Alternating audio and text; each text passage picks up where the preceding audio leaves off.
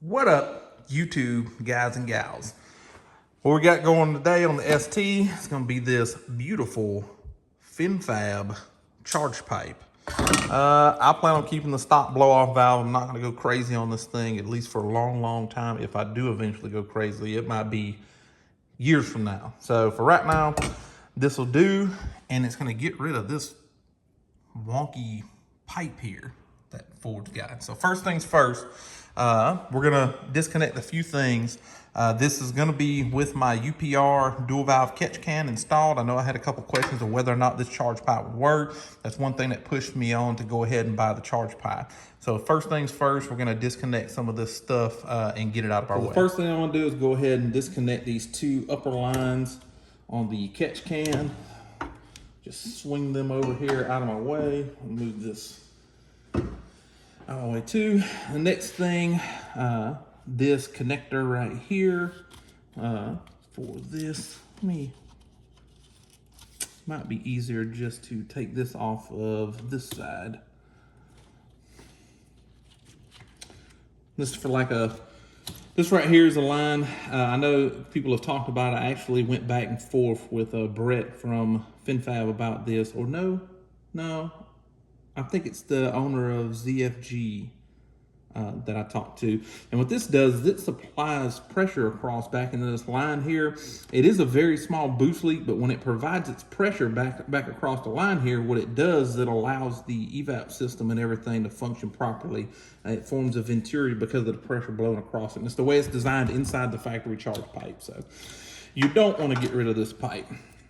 Next is going to be this small boost reference line.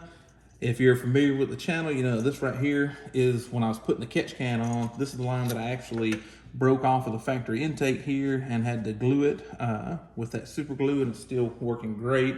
I might go ahead and buy one of these, or I might not now. I was gonna order one, but they're about $175, so I might just leave it alone. So the other line here, go ahead and disconnect it just for good measure because I broke the other one. Make sure you remember that all three of these lines here are ones that you disconnected on the car so you can put them all back on. You don't wind up with any lights or anything like that happening, okay?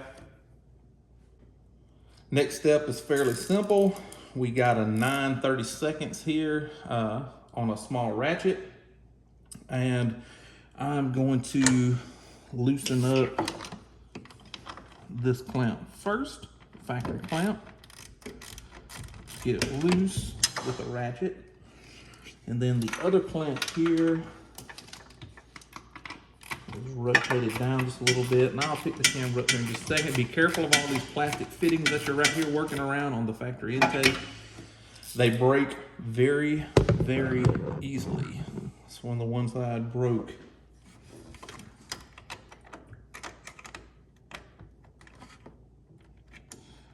Go ahead and loosen this on up. Give me lots of playroom with that. Do the same thing with this one.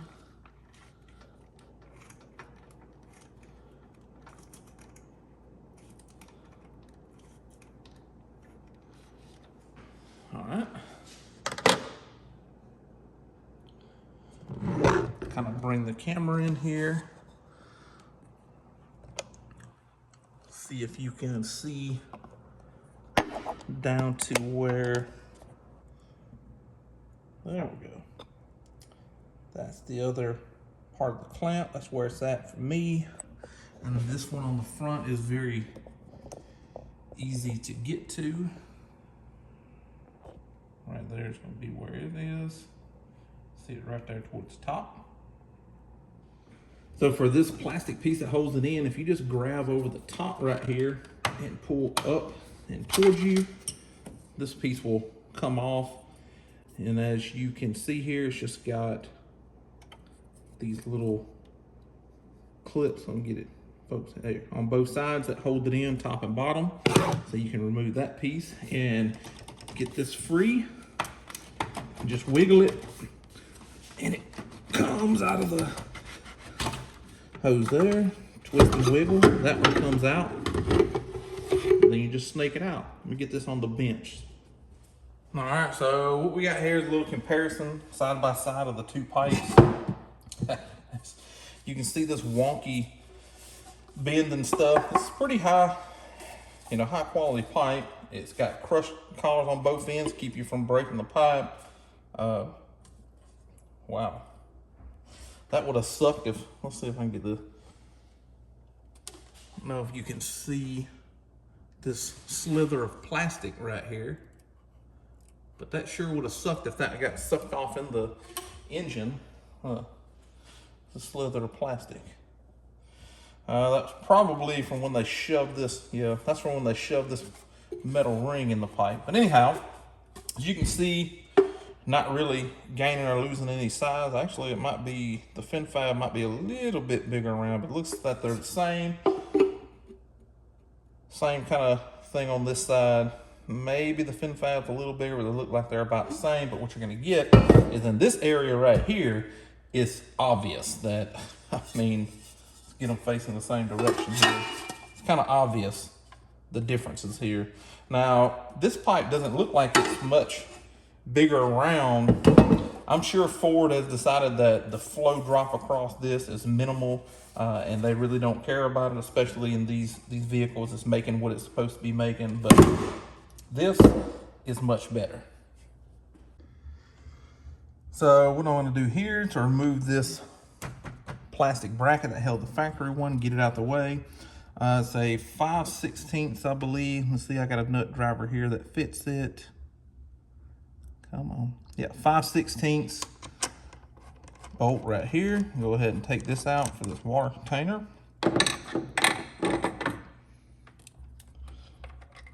Put it somewhere safe. And let me get my hands back so I can get a better view at what I got going on here.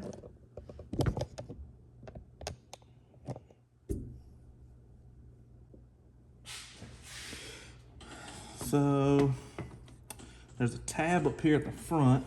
I don't think there's nothing. Might be sitting in something. Huh. Well, you just push it this way and bump it out.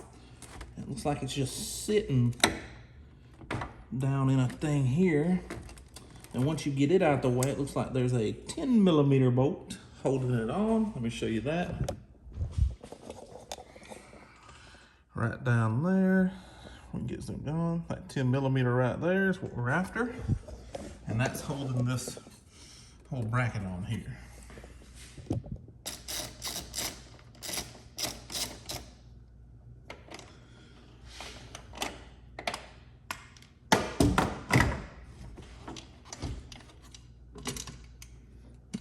Bracket just comes right off there. Then this 10mm, I'm just going to keep it with the bracket itself. And get this, the bottom set in. Then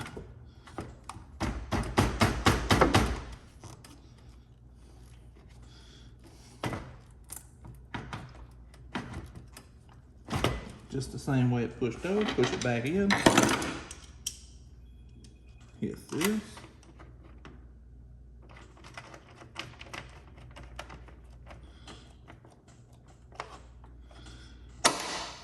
Get that back tight. Now it's just my wrench slipping. Put this over on the board.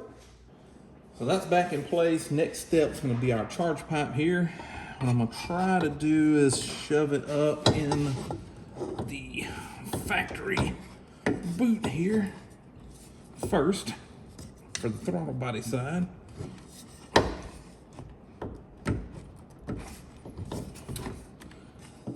Get this worked in around the bottom.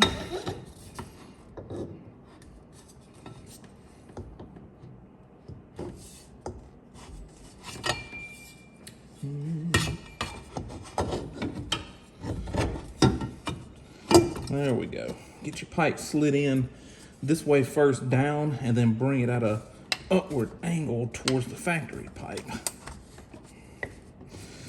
Just be careful. Remember when you're working this stuff in that some of these plastic clips and stuff are going to be sensitive.